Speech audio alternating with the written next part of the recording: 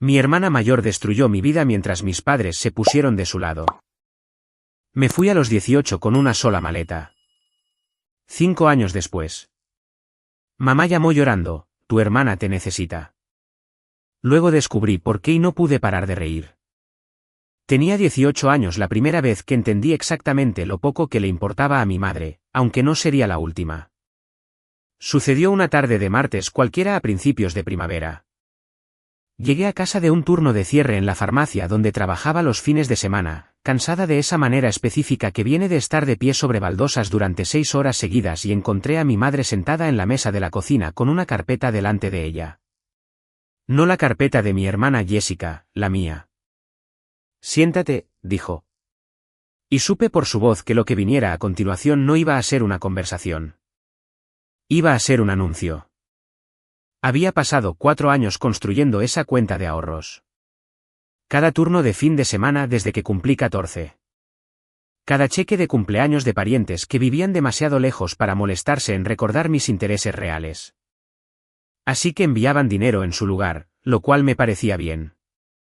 Cada dólar de dinero de Navidad que no gastaba en cosas que otros chicos de mi edad compraban, no lo estaba ahorrando para un coche o un teléfono o un viaje con amigos. Estaba ahorrando porque quería ir a la escuela de enfermería sin pedirles a mis padres ni un centavo, porque ya entendía, incluso a los 14, que cualquier cosa que les pidiera vendría con condiciones. No quería sentirme atada después. Para cuando cumplí 18, esa cuenta tenía un poco más de $9,000. Era lo único en mi vida que era total e inequívocamente mío. Tu hermana Jessica está atrasada en el alquiler, dijo mi madre, Carol, deslizando la carpeta hacia mí sobre la mesa. Está a punto de perder el apartamento. Moví algo de dinero para ayudarla. Le pregunté qué quería decir con mover. No respondió de inmediato, lo cual fue respuesta suficiente. Cuando abrí mi aplicación bancaria en mi teléfono, justo allí en la mesa, el saldo decía 0, no bajo, 0. Tomaste mi dinero, ayudé a tu hermana, dijo como si fueran 2 oraciones diferentes. La familia ayuda a la familia. Lo recuperarás. Siempre lo haces. Esa última parte sonó como un veredicto, no un cumplido. Siempre lo haces. Como si toda mi función en esta familia se hubiera decidido en silencio años antes y nadie se hubiera molestado en decírmelo. Yo era la que se recuperaba. Yo era aquella cuyos problemas, cuando los tenía, aparentemente no eran problemas reales porque siempre encontraba una manera de superarlos por mi cuenta. Los problemas de mi hermana Jessica, en comparación, eran emergencias, estructurales, del tipo que requerían intervención, sacrificio, los 4 años de propinas y cheques de cumpleaños de otra persona entregados sin siquiera una conversación previa. Le pregunté cuándo había planeado decírmelo, antes o después de que lo descubriera por mi cuenta, mirando un saldo 0 en algún estacionamiento como casi me había pasado una docena de veces antes. Tampoco respondió a eso. En cambio, abrió la carpeta y deslizó una sola página mecanografiada ya fechada, ya formateada como algo que una persona firma en un banco. Decía en un lenguaje demasiado limpio para una conversación que claramente había ocurrido en pánico que yo había donado voluntariamente los fondos de mi cuenta de ahorros a mi hermana con el propósito de asistencia para el alquiler. Todo lo que necesitaba era mi firma al final. Miré a mi padre, Robert, que había estado sentado en el extremo de la mesa todo el tiempo, sin decir nada. No había levantado la vista ni una vez desde que entré por la puerta. Estaba mirando un punto en la pared sobre el refrigerador como si le hubiera ofendido personalmente. Y al verlo hacer eso, entendí que ya lo sabía. Probablemente lo sabía antes de que yo llegara a casa de mi turno. Simplemente no tenía nada que decir al respecto, de la misma manera que nunca tenía nada que decir sobre nada de lo que sucedía en esa casa. Siempre y cuando no le estuviera sucediendo directamente a él. Si no vas a firmarlo, dijo mi madre, y su voz se había vuelto plana ahora. Toda pretensión de calidez había desaparecido. Entonces creo que es mejor que encuentres otro lugar donde quedarte. Quiero decir que dudé. No lo hice. Algo en mí había estado esperando esa frase exacta por más tiempo de lo que me había dado cuenta. Una parte silenciosa y paciente de mí misma que ya había hecho la maleta antes de que mis manos la tocaran. Subí y empaqué una maleta. No porque no tuviera más de lo que cabía en una maleta, sino porque entendí con una claridad que me sorprendió incluso a mí que cualquier cosa que dejara en esa casa dejaría de ser mía en el momento en que saliera por la puerta. De la misma manera que mi cuenta de ahorros había dejado de ser mía en el momento en que mi madre decidió que debería pertenecer a otra persona en su lugar. Tomé mi certificado de nacimiento, mi tarjeta de seguro social, 3 mudas de ropa y una pequeña fotografía enmarcada de mi abuela que había estado en mi mesita de noche desde que tenía 9 años. Todo lo demás lo dejé donde estaba. Mi madre no me siguió escaleras abajo. Mi padre no se levantó de la mesa. Salí por la puerta principal a una tarde que ya se había vuelto gris y fresca, como suelen ser las tardes de primavera, justo antes de que se conviertan en algo más frío. Y me quedé en el porche exactamente el tiempo que me tomó decidir que no iba a llamar y pedir volver a entrar. Nadie me llamó desde la puerta. Nadie vino a buscarme esa noche, ni a la mañana siguiente, ni la semana después. Llegaría a entender durante los 5 años que siguieron que esta fue la última pieza de información que mi familia me ofrecería voluntariamente sin que se la pidiera directamente. Que cuando se trataba de elegir entre yo y la versión de paz que requería mi ausencia, la elección nunca había estado reñida. Caminé 2 millas hasta el apartamento de una amiga, Emily, con una maleta al hombro y no miré hacia atrás a la casa ni una vez, aunque lo pensé más de una vez en el camino. Siempre me he preguntado qué habría visto si lo hubiera hecho. Probablemente nada. Probablemente solo una luz del porche y una puerta que ya se había cerrado detrás de mí. El primer año fue el más difícil, aunque en ese momento no tenía la perspectiva para saber que eventualmente contaría como la parte fácil. Dormí en el sofá de mi amiga durante 4 meses, lo que se sintió como una eternidad entonces y no parece nada ahora, medido contra todo lo que vino después. Conseguí un segundo trabajo reponiendo estantes durante la noche en una tienda de comestibles a 2 transbordos de autobús de distancia porque el trabajo en la farmacia solo no iba a cubrir el alquiler además de los pagos de la matrícula que había comenzado a hacer en el momento en que el colegio comunitario me admitió sin pedirles a mis padres que fueran CEO firmantes de nada. Aprendí a dormir en bloques de 4 horas. Aprendí que máquinas expendedoras aceptaban tarjetas y cuáles solo querían cambio exacto. Y aprendí el agotamiento específico hasta los huesos de estudiar tarjetas de anatomía a las 2 de la mañana entre la reposición de paletas de sopa enlatada. Porque resultó que al cuerpo no le importa qué hora es cuando estás tratando de memorizar los nombres de todos los huesos de la mano humana. Nadie llamó. Quiero ser precisa al respecto porque sería fácil contar esta parte de la historia como si el silencio fuera mutuo. Como si simplemente yo dejara de contactarlos y ellos también. 2 partes igualmente responsables de la distancia entre nosotros. Eso no es lo que pasó. Llamé a mi madre 2 veces en ese primer año. Una vez en su cumpleaños por algún reflejo que aún no había logrado desaprender. Y una vez cuando recibí mi carta de aceptación en el programa de enfermería real porque una parte tonta de mí todavía quería que estuviera orgullosa de algo que había construido completamente sin ella. Ambas veces respondió, dijo muy poco y encontró una razón para colgar el teléfono en 2 o 3 minutos. Nunca me preguntó dónde vivía. Nunca me preguntó si necesitaba algo. Dejé de llamar después de eso. No por enojo exactamente, más bien por el simple reconocimiento de que yo era la única en esa relación que todavía estaba haciendo todo el trabajo. Me mudé de la sala de estar de mi amiga a un estudio que apenas podía pagar al comienzo de mi segundo año. Y algo acerca de tener mi propia puerta, incluso una puerta que a veces me preocupaba perder si un cheque de pago llegaba corto, cambió la forma en que dormía. Empecé a mantener una pequeña maleta empacada junto a esa puerta. No dramáticamente, no como una especie de declaración. Solo una muda de ropa, un cargador de teléfono, mis documentos en una bolsa impermeable, sentados junto a la salida de la misma manera que algunas personas guardan un extintor de incendios debajo del fregadero. Me dije a mí misma que era práctico. En el fondo de mi mente, sin embargo, creo que ya entendía lo que realmente era.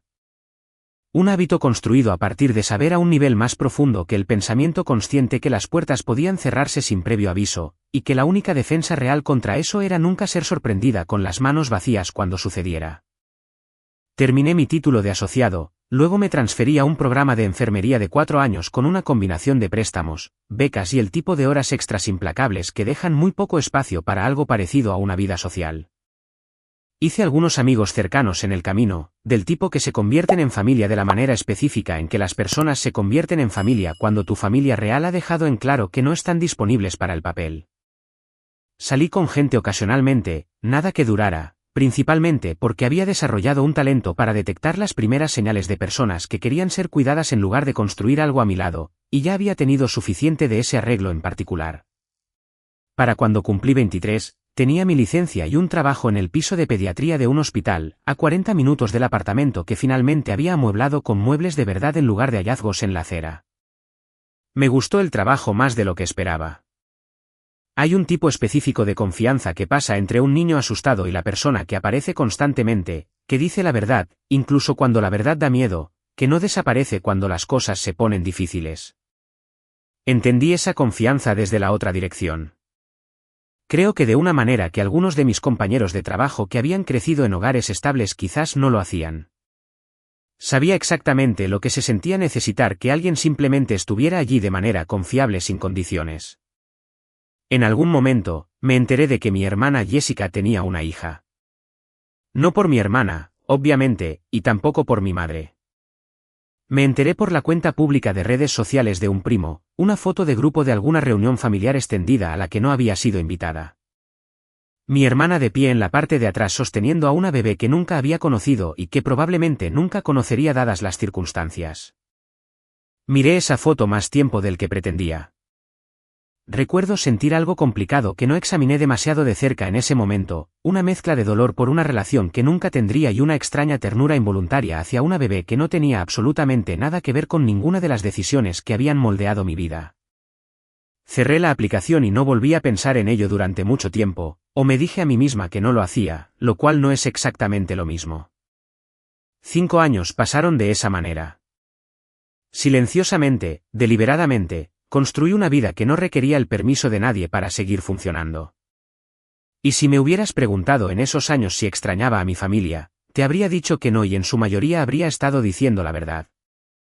La maleta permaneció empacada junto a la puerta todo el tiempo. Nunca la necesité. La mantuve allí de todos modos. La llamada llegó un martes por la noche, lo cual se sintió casi demasiado apropiado dado todo.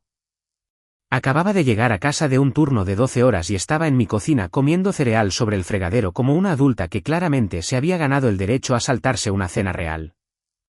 Cuando mi teléfono se iluminó en el mostrador con un número que no había marcado ni recibido en 5 años, lo miré durante 4 horribles timbres antes de responder.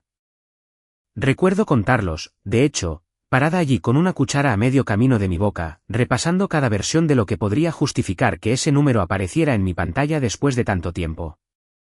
Ninguna de las versiones que se me ocurrieron era buena. Respondí al 5.º timbre, justo antes de que se fuera al buzón de voz. Principalmente porque una parte vieja y obstinada de mí todavía no podía soportar la idea de dejar sin respuesta la llamada de mi madre. Incluso ahora, tu hermana te necesita. La voz de mi madre ya se estaba quebrando antes de que terminara la frase. Ese sonido particular anegado de alguien que ha estado llorando durante un tiempo y no se ha detenido lo suficiente para calmarse. Ni un hola, ni un cómo has estado. Ni siquiera mi nombre. Dicho como una pregunta, de la manera en que podrías dirigirte a alguien con quien no has hablado en media década.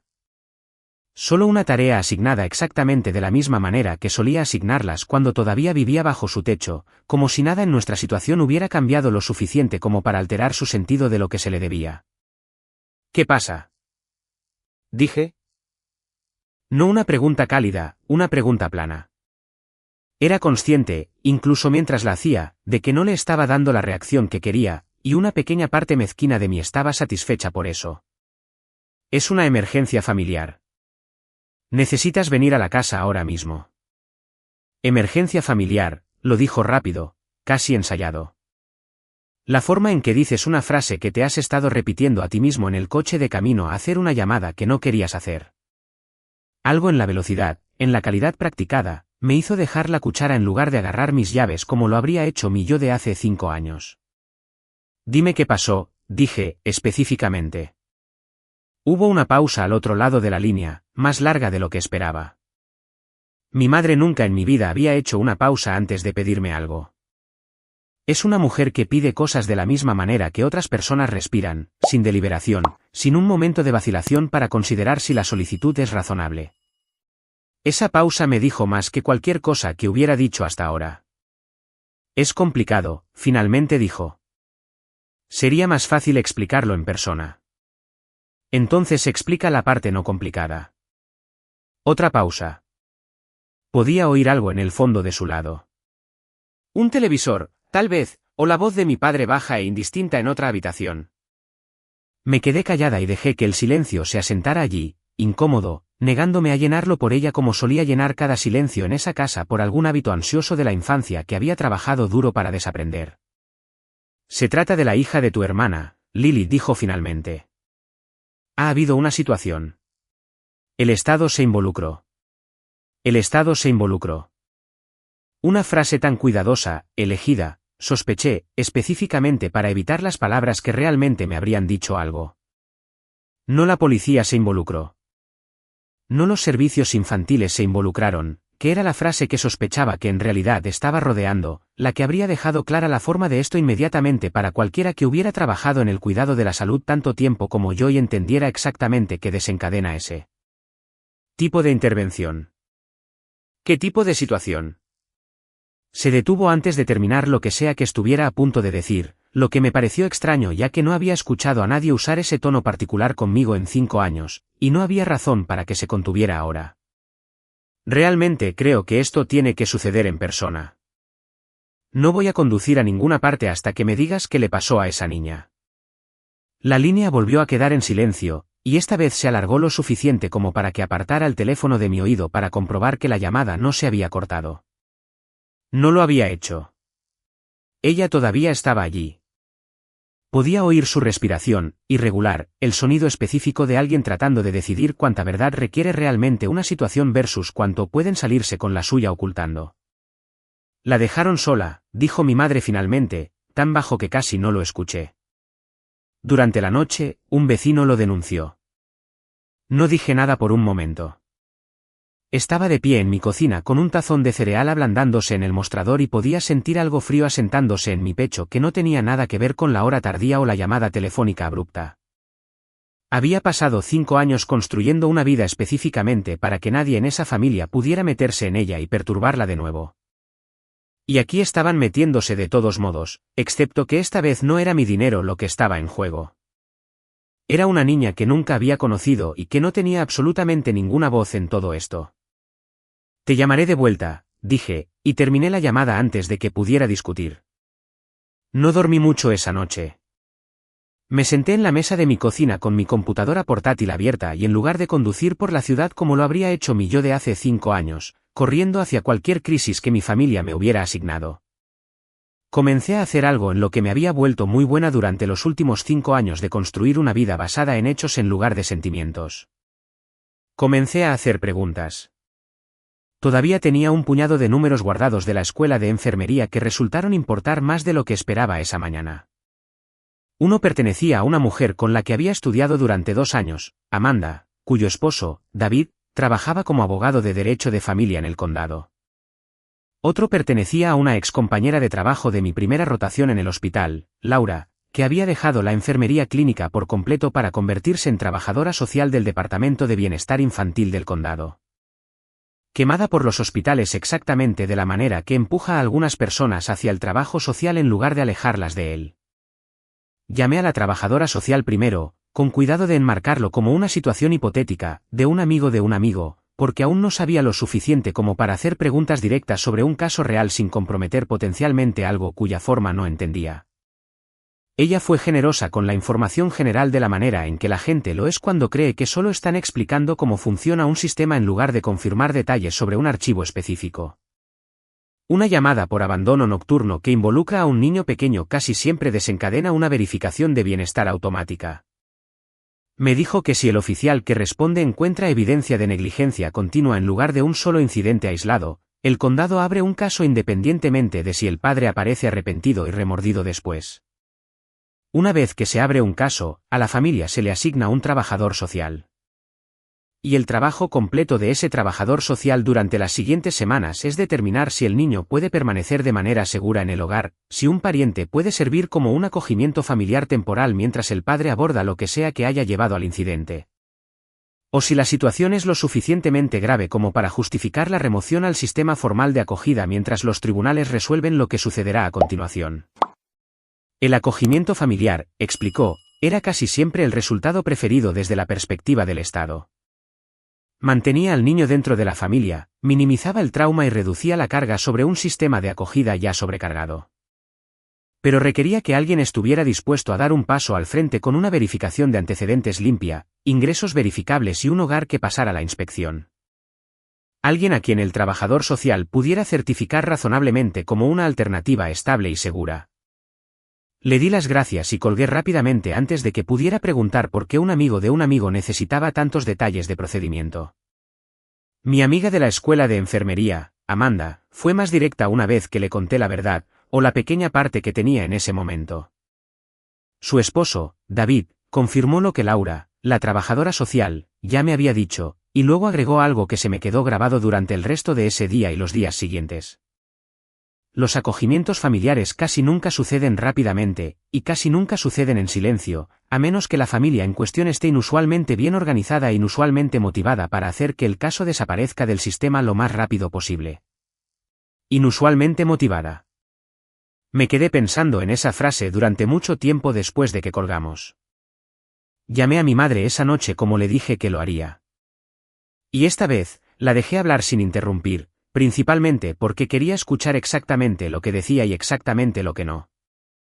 Mi hermana Jessica, resultó, había dejado a su hija de 6 años, Lily, sola en su apartamento durante la noche mientras ella y su novio, Mike, iban a un casino a 2 horas de distancia.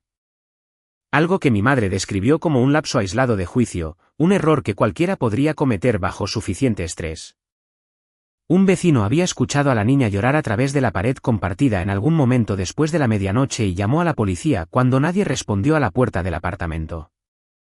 Los oficiales que respondieron encontraron a una niña de 6 años sola en un apartamento oscuro con la televisión encendida como compañía y ningún adulto en todo el edificio.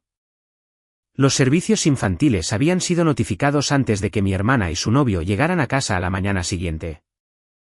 Está devastada. Mi madre dijo que se siente terrible por ello. Le pregunté si devastada y terrible eran la evaluación de la trabajadora social o la propia descripción de los sentimientos de mi hermana. Y mi madre no tuvo respuesta para eso, lo cual fue en sí mismo una respuesta. La trabajadora social mencionó el acogimiento familiar. Mi madre dijo, pasando por alto mi pregunta por completo.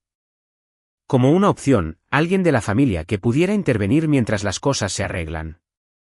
¿Arreglarse cómo? Mientras tu hermana trabaja en sí misma, consigue algo de ayuda. No tardará mucho. Le pregunté cuánto tiempo específicamente, y la respuesta de mi madre fue vaga de una manera que se sintió deliberada en lugar de desinformada, la vaguedad particular de alguien que ya ha hecho la pregunta específica y simplemente no quiere compartir la respuesta específica. Dejé que el silencio se asentara de nuevo como lo había hecho la noche anterior y esta vez ella lo llenó más rápido que entonces. Tienes el tipo de vida que calificaría, dijo. El trabajo, el apartamento, sin antecedentes. Serías perfecta para ello. Solo sería temporal hasta que tu hermana se recupere. Ahí estaba. No preocupación por una niña de 6 años sentada sola en la oscuridad. Ni siquiera preocupación real por mi hermana. Si era honesta sobre lo que estaba escuchando debajo de las palabras, un problema de logística. Y yo era la solución que se le había ocurrido, de la misma manera que aparentemente siempre había sido la solución a cualquier inconveniente que mi hermana generara. Remontándonos a una cuenta de ahorros que una vez contuvo $9,000 que nunca pude gastar en el futuro para el que la estaba construyendo. Le dije que necesitaba pensarlo, cortando la conversación antes de que pudiera presionar más. Y me senté en la mesa de mi cocina durante mucho tiempo después con mi computadora portátil abierta a nada en particular, dándole vueltas a la forma de las últimas 24 horas en mi mente, esperando que la imagen terminara de formarse. Y fue entonces cuando la imagen terminó de formarse, sentada allí en la mesa de mi cocina con la pantalla de una computadora portátil oscurecida por la inactividad y un teléfono todavía caliente por la llamada que acababa de terminar. Mi madre no me necesitaba. No realmente.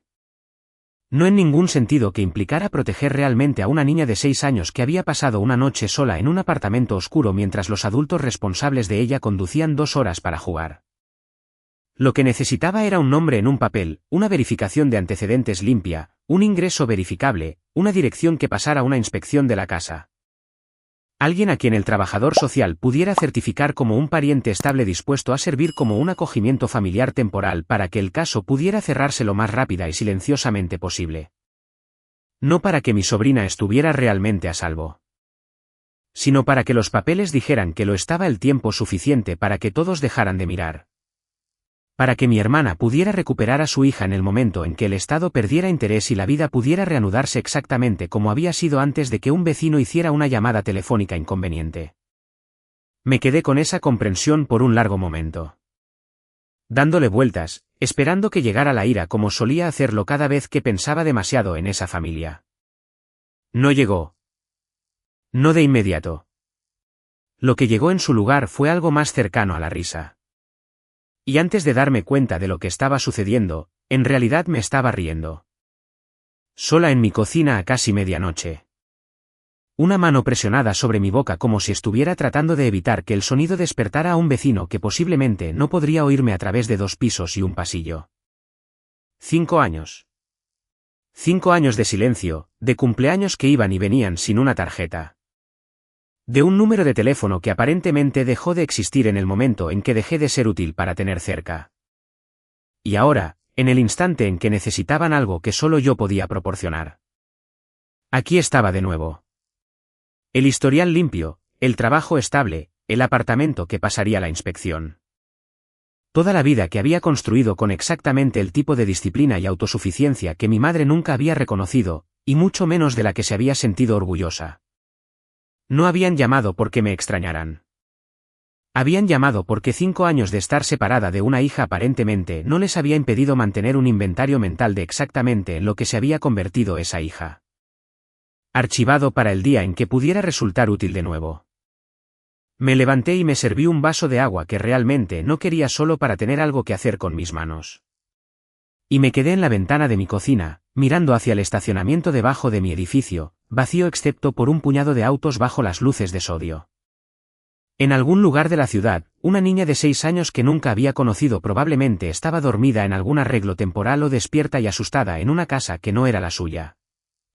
Mientras los adultos que se suponía que debían protegerla negociaban el camino más rápido posible para volver a la normalidad, pensé en firmar lo que sea que pusieran frente a mí. Una parte cansada y autoprotectora de mí realmente lo consideró seriamente por unos minutos. Aparecer, firmar los papeles, dejar que el caso se cierre, dejar que mi sobrina regrese directamente a la misma situación que la había puesto en peligro en primer lugar, y luego desaparecer silenciosamente del radar de esa familia nuevamente como lo había hecho durante los últimos 5 años. Sin molestias, sin involucrarme, segura detrás del muro que había pasado tanto tiempo construyendo. Nadie me culparía por ello. No había pedido nada de esto. No le debía nada a esa familia. Y lo decía literalmente, dado como había sido la última cuenta entre nosotros. Pero seguía imaginando un apartamento oscuro y un televisor encendido como compañía y una niña de 6 años demasiado joven para entender por qué nadie venía. Y descubrí que no podía desear la versión de esto en la que ayudaba a que eso desapareciera de un archivo sin hacerlo desaparecer realmente de su vida. Así que decidí, sentada allí a casi la 1 de la mañana con un vaso de agua calentándose en mi mano, que no iba a dejar que esta familia me usara como un sello de goma en un problema que no tenían intención de resolver realmente. Si iba a poner mi nombre en algo, no iba a ser un favor temporal diseñado para darle tiempo a mi hermana para volver exactamente a donde había empezado. Iba a llamar a la trabajadora social, Laura, yo misma por la mañana, e iba a exponerle toda la verdad, por qué me había ido 5 años, que había causado realmente el silencio, y el hecho de que nadie en esa familia me había llamado por amor. Todavía no sabía qué significaría eso para cómo se desarrollarían las cosas. Solo sabía que no estaba dispuesta a ser silenciosamente útil y luego silenciosamente descartada de nuevo. No esta vez. No cuando la seguridad real de una niña estaba en algún lugar debajo de todo, esperando que alguien se preocupara por ella por su propio bien en lugar de como un medio para un fin. Me fui a la cama un poco después de las 2 y no dormí mucho, repasando la forma de la decisión hasta que dejó de sentirse como un riesgo y comenzó a sentirse como lo único con lo que podría vivir. Llamé a la trabajadora social a las 8 de la mañana siguiente, antes de terminar mi primera taza de café, y le conté todo lo que había averiguado y todo lo que no me habían dicho directamente, pero que había reconstruido de todos modos. Los 5 años de silencio, la razón, el hecho de que la versión de mi madre de emergencia familiar se había traducido, una vez que presioné por detalles, en una solicitud de cobertura temporal en lugar de una preocupación genuina por la seguridad de mi sobrina en el futuro. Laura escuchó sin interrumpir, con ese silencio paciente de alguien que ha escuchado versiones de esta historia antes y sabe el valor de dejar que una persona termine. Cuando terminé, me preguntó si estaría dispuesta a presentarme formalmente, no como un favor a mi hermana, sino como una candidata real para el acogimiento familiar por derecho propio, evaluada por mis propios méritos en lugar de ser aprobada rápidamente según el cronograma de mi madre. Dije que sí antes de haber pensado completamente en lo que requeriría decir que sí. Lo que resultó, fueron 6 semanas de un proceso considerablemente más exhaustivo de lo que la llamada telefónica de mi madre había implicado que sería. Verificaciones de antecedentes que fueron más profundas que una simple búsqueda de antecedentes penales, extrayendo historial de empleo, estabilidad financiera, referencias de personas que me conocían desde hacía años.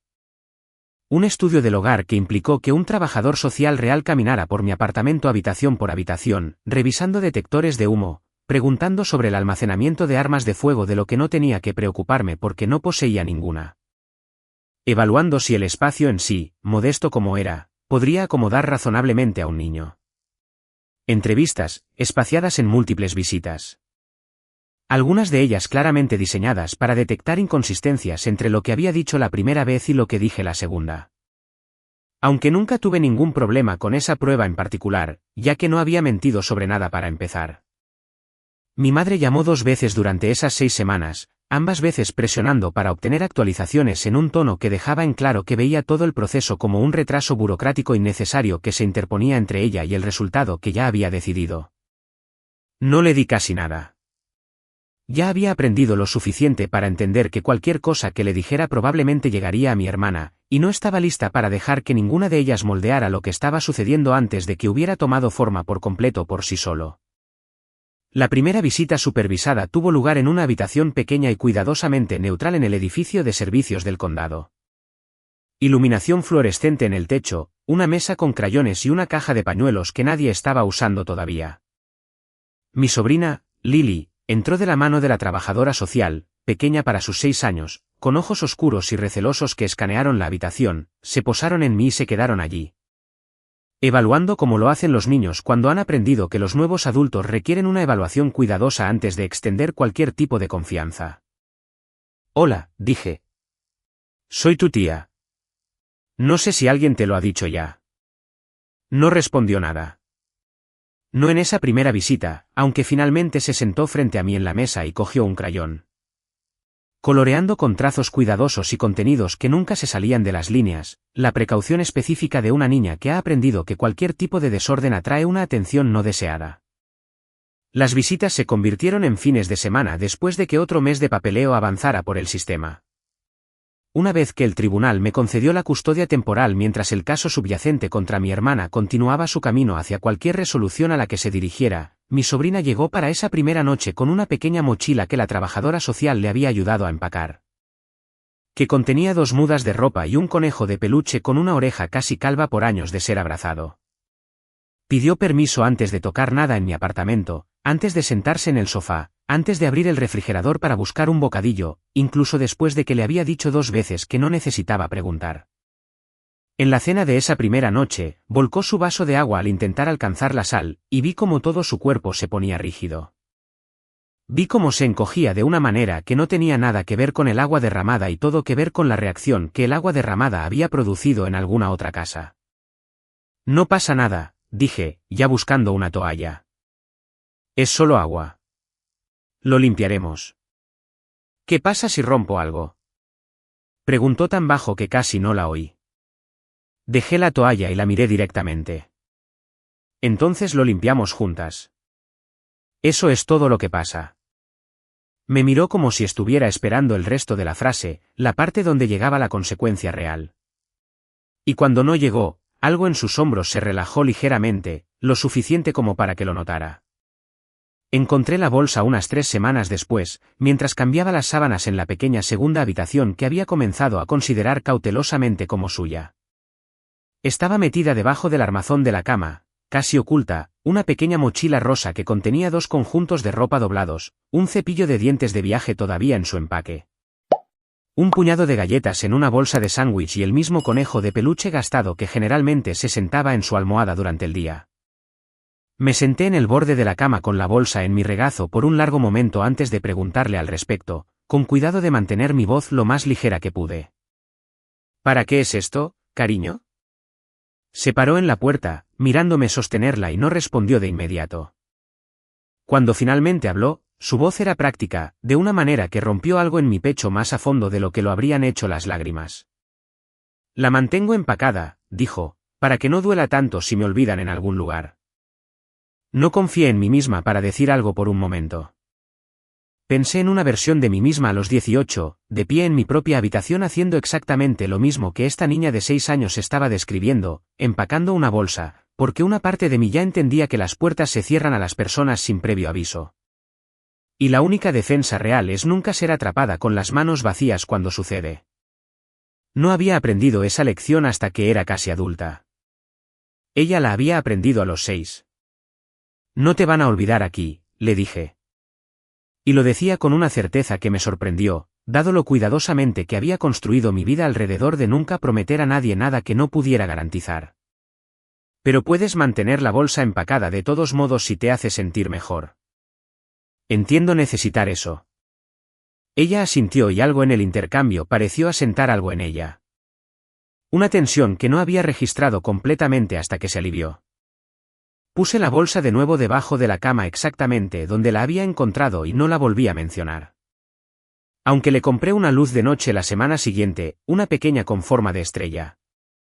Después de notar que dejaba la puerta de su habitación entreabierta todas las noches, solo la luz suficiente del pasillo para evitar que la habitación se oscureciera por completo. Mi hermana Jessica apareció en mi apartamento un domingo por la noche, unos 2 meses después de la colocación.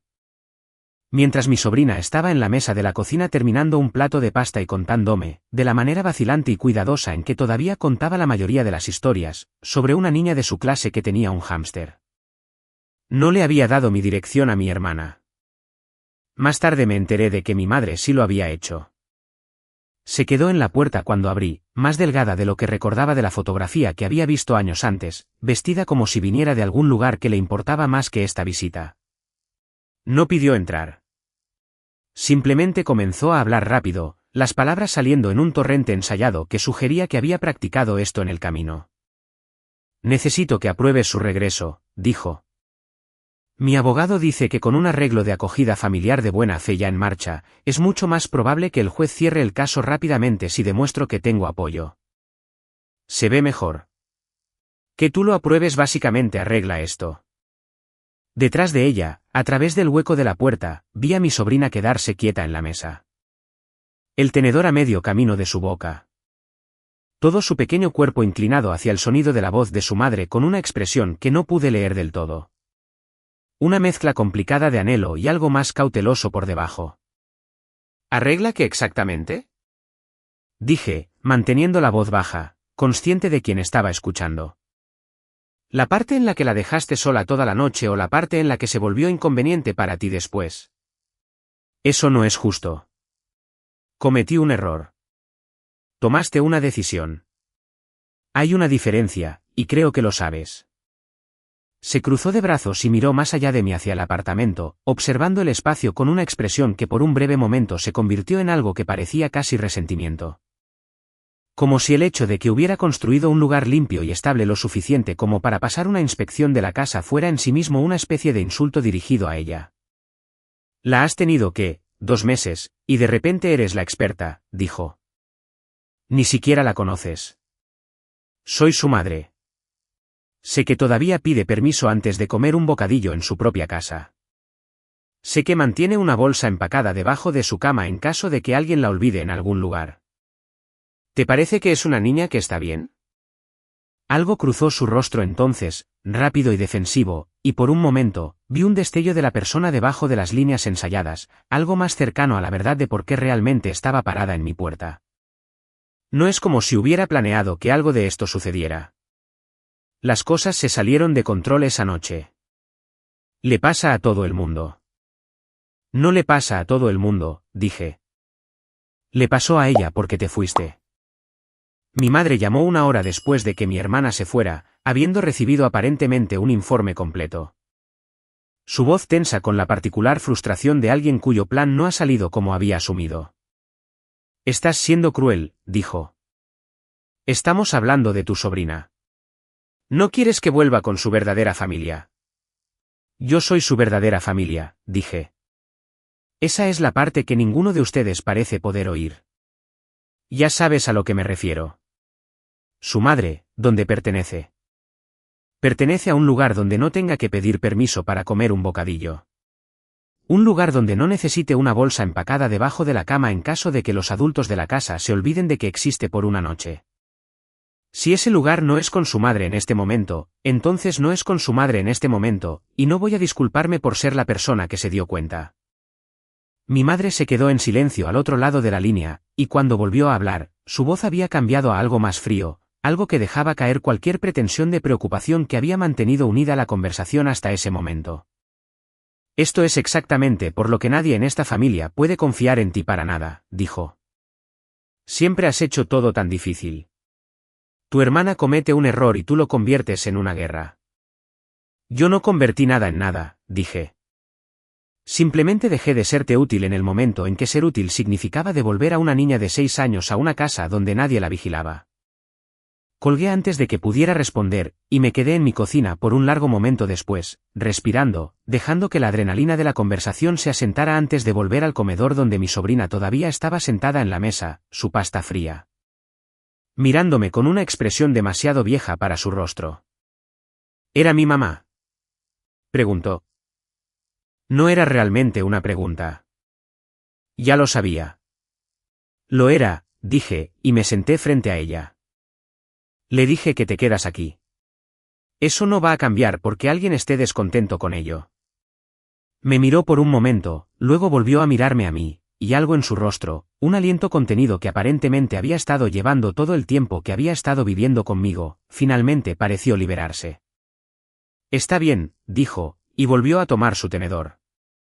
La carta llegó un jueves, 3 semanas después de ese domingo en que mi hermana Jessica se había presentado en mi puerta pidiéndome que arreglara las cosas por ella.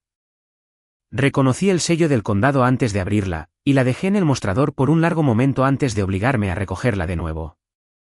Los derechos parentales de mi hermana habían sido suspendidos, pendiente de una audiencia de revisión formal, decía la carta en el lenguaje plano y procesal que usan los documentos legales para dar noticias que no lo son en absoluto. La trabajadora social, Laura, llamó una hora más tarde, con algo diferente en su voz de lo que había escuchado en cualquiera de nuestras conversaciones anteriores. Dados todos los resultados de tu verificación de antecedentes y el estudio del hogar, dijo, nos gustaría proceder contigo como un acogimiento permanente formal, no una custodia temporal mientras tu hermana resuelve un caso. Permanente si el tribunal aprueba la recomendación en la audiencia, lo cual tengo todas las razones para creer que lo hará. Dije que sí antes de que terminara la frase. Lo dije de nuevo después de que terminó, más completamente, porque el primer se había salido rápido y a medio formar, un reflejo más rápido que el pensamiento consciente, y quería que escuchara el segundo claramente. El considerado, el que venía de un lugar más firme que el reflejo. Sí, dije. Quiero eso. Quiero ser su familia, no su arreglo temporal. La trabajadora social me explicó lo que sucedería entre ahora y la audiencia. Papeleo que tendría que presentar. Una ronda final de entrevistas, pero solo escuché la mitad. Una parte de mi atención todavía estaba atrapada en la frase que había dicho un momento antes. Todavía dándole vueltas, todavía dejando que se asentara en algo real, permanente, no un favor, no un sello de goma en la línea de tiempo de otra persona, un sí que me pertenecía por completo. La primera cosa en más tiempo del que podía recordar que nadie me había dado por conveniencia o necesidad. Después de colgar, me quedé en la mesa durante mucho tiempo sin moverme, el teléfono boca abajo frente a mí, escuchando los sonidos ordinarios del apartamento asentándose a mi alrededor como lo hacían cada noche, un refrigerador encendiéndose, un coche pasando en algún lugar de la calle. Una tubería haciendo tic-tac en algún lugar de la pared mientras el edificio se enfriaba.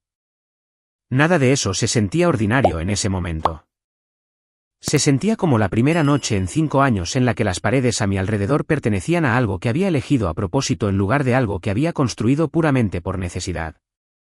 Un turno y una factura a la vez sin una imagen particular de para qué era todo. Al final del pasillo, podía oír el débil sonido rítmico de mi sobrina hablando con su conejo de peluche, como hacía la mayoría de las noches antes de quedarse dormida.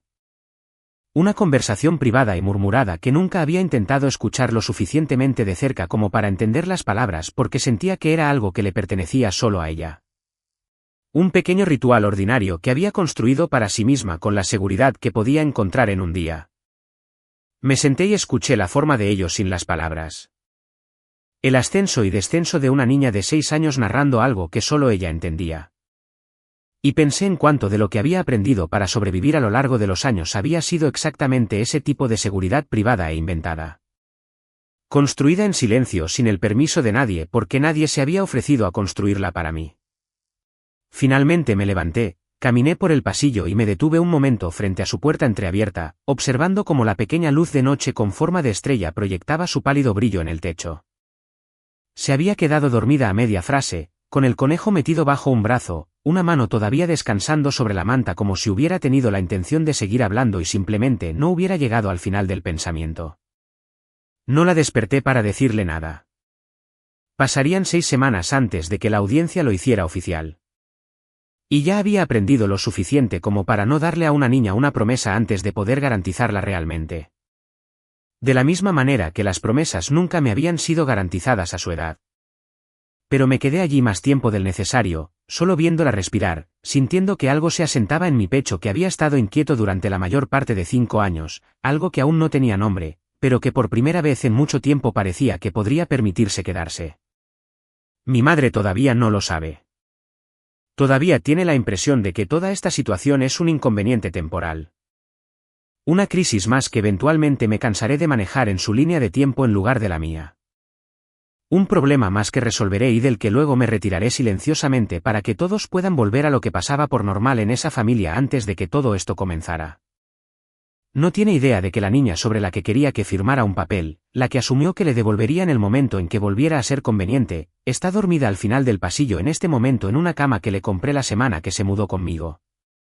Con una luz de noche brillando constantemente contra la oscuridad y una pequeña mochila rosa todavía metida debajo del armazón de la cama. La que no he tocado desde el día en que la encontré. Porque algunas cosas dejas que una persona las conserve exactamente el tiempo que las necesite. Y algunas cosas, he aprendido, simplemente dejas de estar dispuesto a entregar.